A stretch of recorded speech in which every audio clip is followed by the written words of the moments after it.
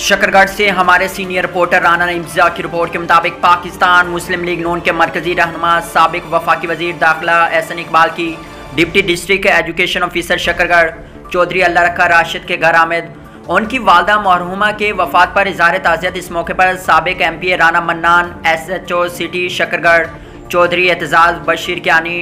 DEO elementary wing Chaudhry Iqbal, headmaster Chaudhry Sajjad Bashir Kiyani, Adnan Khan Chaudhry, Tahir Mahmood Malik, Jahan Taab नंबरदार चौधरी, कासिम अकरम नंबरदार चौधरी, अरशद साबिक AEO Chaudhary, हाफिज आरिफ चौधरी, इशफाक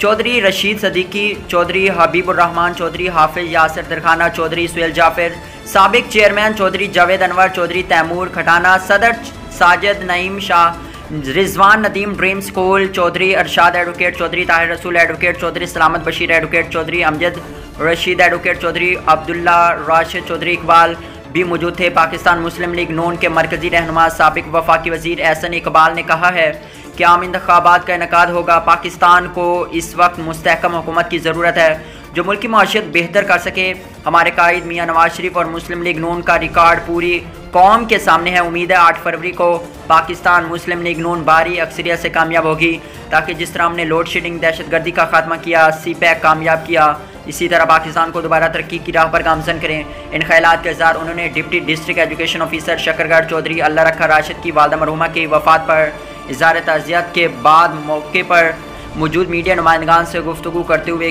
कहा।